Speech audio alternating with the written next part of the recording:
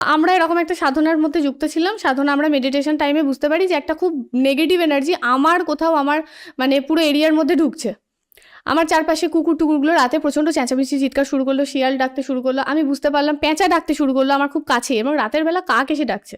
আমি বুঝতে পারলাম এখানে এমন কিছু নেগেটিভ এনার্জিটা মানে আসছে যেটা আমার পরিচিত না এবং আমাকে হিট করার জন্য আসছে। একটু থামাচ্ছি, আপনি কোনো গ্রামে থাকেন? না, গ্রাম তো বলতে পারবো না। এটা শিয়াল কোথা দিয়ে এলো? শিয়াল তো আসবেই। সাধনা যে জায়গায় হচ্ছে, কোনো ভালো কোনো সাধনা যেখানে ভাইব্রেশন ক্রিয়েট হচ্ছে ভাইব্রেশন যেটা ইউনিভার্সের সাথে মিশছে, সেখানে শেয়াল আসবে, সেখানে পেঁচা আসবে, সেখানে কাক আসবে, রাতের বেলা পাখিও ডাকবে। তো এরকম একটি ঘটনা আমার সাথে ঘটেছে। তো উনি আমাকে পাঠাবার চেষ্টা করেছিলেন। আমি ওনাকে দুবার বারণ করি যে না, আমি এটা নিতে চাই না, আমি এটা নিতে পারবো না। সো আমি প্রথমত এটা ভয় পেতাম। স্পিরিচুয়ালিটি খুব মানে অ্যাট্রাকশনের জায়গা হলেও খুব মানে সহজ সরল জায়গা কিন্তু নয়, খুব সহজ নয়। এগুলোকে যদি কেউ কন্ট্রোল করতে না পারে তাহলে কিন্তু ইটস কজ বি ডেথ।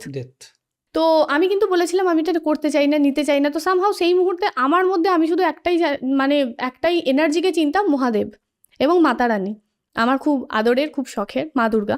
তো আমি মাকে বলেছিলাম যে আমি জানি না, আমি এটা নিতে চাই না। এটা আমি যদি খুব ভুল না করি, এটা মৌনী অমাবস্যা বা হ্যাঁ মৌনী অমাবস্যার কথা বলছি। আমি বলেছিলাম আমি নিতে চাই না, আমি কিছুতেই এই এনার্জিটা আমার মানে এরিয়ার মধ্যে আমি নিতে চাইছি না। আমার এরিয়াটাকে আমি না মন্ত্রোচ্চারণের, বৈদিক যে মন্ত্রোচ্চারণ, এটার দ্বারা আমি শুদ্ধ রাখি। তো আমি এর মধ্যে তাহলে আমি নিজেও ভাবতাম এটা যেটা নেগেটিভ কিছু, যে ফট করে এটা ঢুকলে আমার মন্ত্রোচ্চারণগুলো যদি অসুবিধা হয়, আমার মন্ত্র বৈদিক জ্ঞান যদি আমার কেটে যায়, তখন কি হবে? তো আমি এটা নিতে চাইনি। তো আমি তখন আমার স্পিরিট গাইডকে কল করি যে আমি কিন্তু বুঝতে পারছি না। আর হয় না এত কম বয়সে আপনি যেটা বললেন যে এই সিদ্ধির লাইনে আসা, এটা আপনি আমি খুব মানে ডিটেলসে না গিয়ে আমি খুব শর্টে আপনাকে বলি, এটা কিন্তু কারণ হচ্ছে ফ্যামিলি ব্যাকগ্রাউন্ড। এটার অনেক বড় কারণ ফ্যামিলি ব্যাকগ্রাউন্ড। অনেকে ব্যবসার জন্য আসছে এখন। ব্যবসার জন্য যারা আসে তারা স্পিরিচুয়াল গাইডার হতে পারে না কোনোদিন। খুব বিতর্কিত লাগবে কথাটা শুনতে, বাট যারা ব্যবসার জন্য এসেছে না, স্পিরিচুয়াল গাইডার হওয়া এটা কোনো ব্যবসা নয়। স্পিরিচুয়ালিটি কোনো ব্যবসা না। স্পিরিচুয়ালিটি হচ্ছে তোমার চৈতন্য হোক। দেখনদারি যে বিষয়গুলো আছে দেখাচ্ছে, যেটা আপনি একটা ভালো কথা বলেছেন, দেখাচ্ছে দেখনদারির বিষয় অনুযায়ী আমি আপনাকে একটা কথা বলি যে মানুষ আজকাল না চাকচিককে একটু বেশি বিশ্বাস করে, লাইক ডায়মন্ড। আমি যদি আপনাকে খুব সহজ একটা উদাহরণ দিই, সেটা হচ্ছে ডায়মন্ড আমরা সবাই জানি। তো এখন মার্কেট প্রাইস ডায়মন্ডের কি বেশিরভাগ আপনি নিজেও জানেন, এই জায়গাটাতে 15-20 হাজার টাকায় ডায়মন্ড পাওয়া যাচ্ছে। Is this possible ever? কয়লা খনি থেকে যে মানুষটার নামছে ওটা তুলতে, ওনার মৃত্যু হতে পারে। এবং কতটা ডেপথে গেলে একটা ডায়মন্ড আসে, এটা আমরা শিক্ষিত মানুষেরা সবাই জানি। তাহলে শিক্ষিত মানুষেরা কেন 15,000 টাকা দিয়ে ওই ডায়মন্ডটা কিনছে? ওটা কি আদৌ ডায়মন্ড? ওটা তো ল্যাব গ্রাউন্ড, বাট দেখতে একরকম, চকচক বেশি করছে, তো মানুষ ভাবছে ওটা ডায়মন্ড, অ্যাকচুয়ালি তো নয়। ঠিক সেরকমই রুদ্রাক্ষেও রয়েছে, ছাঁচে তৈরি করে মানুষকে দেওয়া হচ্ছে, মানুষ বুঝতে পারছে না। আপনি যে বললেন ব্যবসা করতে এসেছে, এই মানুষগুলোই ব্যবসা করে। আপনার দরকার, আপনার শনি গ্রহ বিকৃত হয়ে রয়েছে, দশা চলছে, নয়তো আড়ি চালে চলছে বা মার্গী হয়ে রয়েছে, হোয়াট এভার, আপনার দরকার নীলা। আপনাকে নীলা দেওয়ার জন্য আমরা প্রেসক্রাইব করলাম।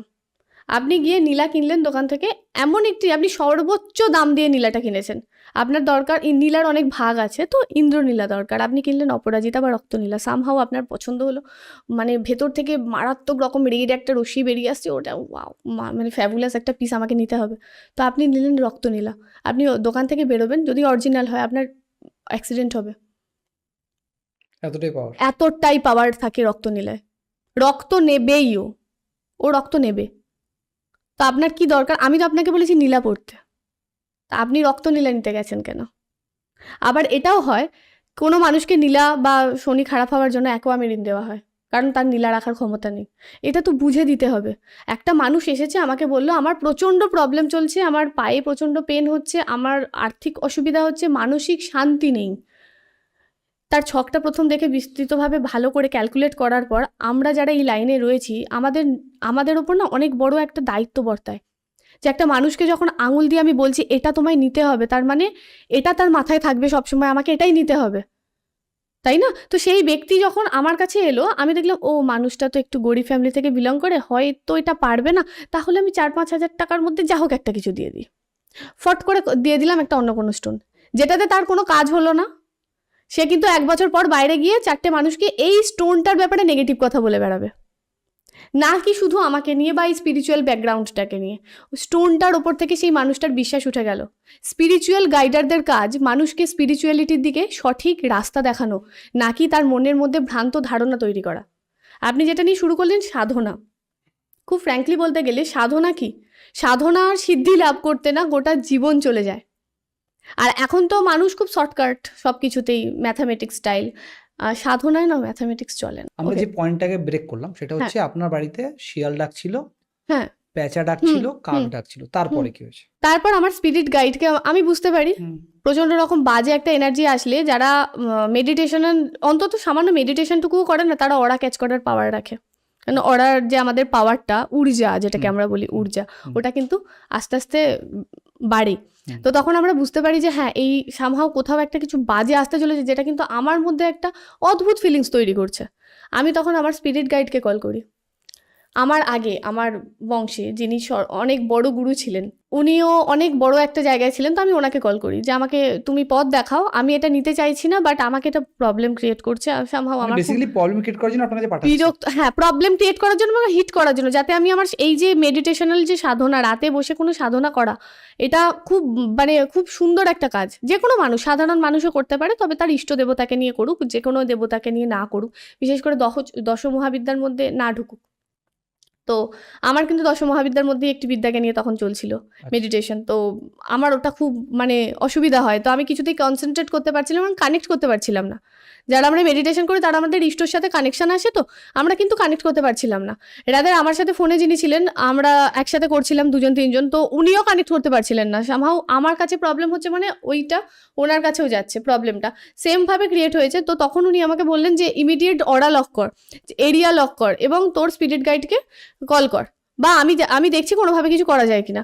তো উনি আমার মানে সিনিয়র ছিলেন, উনি আমাকে বোঝাচ্ছিলেন, দেখাচ্ছিলেন। তো উনি কিছুটা আমাকে লক করলেন। আফটার দ্যাট আমি আমার স্পিরিট গাইডকে কল করলাম যে সামহাও তুমি এসো, তুমি এসে আমাকে বাঁচাও। আমি কিন্তু বুঝতে পারছি না এটা কে, বাট এটা খুব নেগেটিভ লাগছে। আমি মনে হচ্ছে যেন কোথাও আমি কিছু একটা খুব বড় হিট হতে চলেছি। তো তারপর আমার স্পিরিট গাইড আসে, এবং আমি বুঝতে পারি যে আমার অর্ডারটা পুরো 4-5টা এরিয়াটা, আমার বাড়িটা মেনলি বাউন্ডারি করে ঘেরা হয়। আমি ওটা বুঝতে পারলাম যে তারপর থেকে আমার না ওই কানেকশান যে পাচ্ছিলাম না, ওটা আস্তে আস্তে আমার মনটা ঠান্ডা হলো, এবং আমি মেডিটেশন স্টার্ট করলাম। আর আমি তারপর যখন আফটার মেডিটেশন আমার পুরো মানে কমপ্লিটের পর আমি যখন শুতে গেলাম রাতে, আমি তখন মাকে বলে শুয়েছিলাম, মা তুমি না এসো, আমাকে একটু রক্ষা করো, আমি কিন্তু এটা নিতে চাই না। কারণ যত রাত বাড়বে নেগেটিভিটি তত বাড়বে, নেগেটিভিটি এই যে শব্দটা তত বাড়ে। তো আমি কিন্তু ঘুমাবো মা, আমার কিন্তু ঘুমটা দরকার, তো তুমি একটু রক্ষা করো। আমি ভগবানের সাথেও এটা মানে এইভাবেই কথা বলতে খুব স্বাচ্ছন্দ্য বোধ করি। তো আমি দেখেছিলাম আমার অস্পষ্ট ঘুম ভাঙতে, যে আমার ঘরের মধ্যে, এটা আমার নিজস্ব, আমার ভগবানের আশীর্বাদ, আমি জানি না কিভাবে, বাট আমি দেখেছিলাম যে ঘুমটা চোখটা খুলেই একদম তখন বাজবে 3:30-4টে বাজবে সামহ, তো সিংহ আমার ঘরে, মানে সে এমনভাবে মানে কেশরটা ঝাঁকাচ্ছে, আমি ওকে দেখে রাদার ভয় পেয়ে যাই। হতে পারে ওটা আমার মনের ভ্রম, হতে পারে, কারণ যে এটা সায়েন্টিফিক একটা ওয়ার্ল্ড, তো আমি বলছি একদম ফ্র্যাঙ্কলি বলছি, হতে পারে এটা আমার মনের ভ্রম, বা হতে পারে এটা আমার ভক্তি বা বিশ্বাস, যেটা আমার ভগবানের কানেকশন। সামহাও আমি এটা বুঝতে পেরেছিলাম আমি প্রোটেক্টেড, আমার মা নিজে এসেছে আমাকে প্রোটেকশন দিতে। এটার থেকে বড় পাওনা একটা সাধনার লাইনে কিছু হতে পারে না। আমরা পডকাস্ট করি একটা কারণে, মানুষের মধ্যে যাতে সঠিক তথ্যগুলো বিস্তার করতে পারি। আপনি আপনার সেগমেন্টে অবশ্যই নলেজ এবং জ্ঞানের অধিকারী, কিন্তু আমি আপনাকে বিশ্বাস কেন করবো? সব থেকে বড় কথা হচ্ছে এইটা। একটা কথা আমি আপনাকে বলি, অনেকেই তো ফ্রড, অনেকেই আবার অরিজিনাল। এই যে ব্যাপারটা, আমরা তো মানুষ, আমরা কিন্তু কোনো দ্রব্য নই যে টেস্টিং ল্যাবে নিয়ে গিয়ে টেস্ট করানো যাবে, তাই না?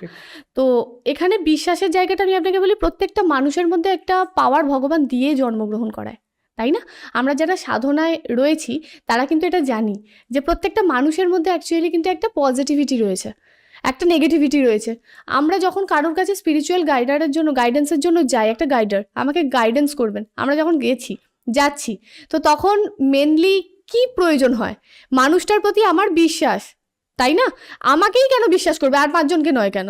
বেসিক্যালি আপনার কথাগুলো শুনে আমার এখন যেটা মনে হচ্ছে, অ্যাজ এ অডিয়েন্স যদি আমি আপনার সাথে কথা বলি, সেটা হচ্ছে আমি তান্ত্রিকের গল্প শুনছি। আচ্ছা, ওখানে যেমন বলা হয় যে ওনার গাস্ত্রবন্ধন না সামথিং একটা ওয়ার্ড আছে, যেখানে গাত্রবন্ধন, যেখানে উনি কোনো আত্মা বা কোনো ক্ষতিকারক দেখলে উনি নিজেকে রক্ষা করার জন্য একটা লক করেন। লক করা যায়। আপনি কিছুক্ষণ আগে তাই বললেন।